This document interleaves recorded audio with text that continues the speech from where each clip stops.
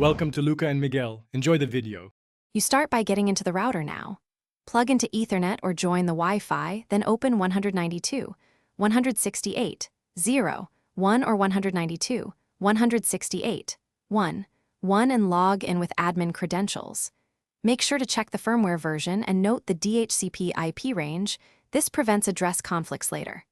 Once logged in, locate the Advanced or Co-S/Bandwidth Control menu. This is where limits are set.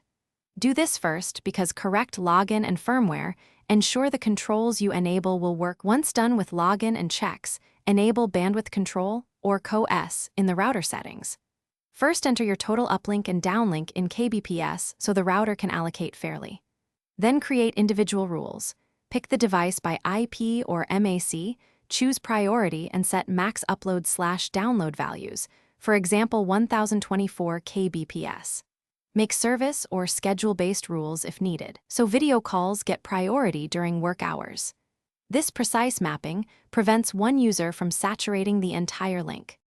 Finally, save and apply your settings, then reboot the router if prompted.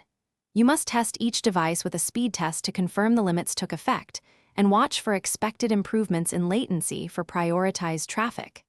If a device is starved, adjust its rule to raise priority or allocate more kbps.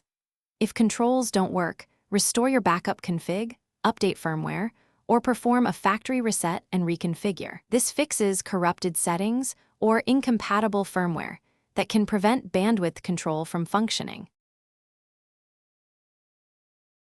Thanks for watching and please subscribe. It's the best investment you'll ever make.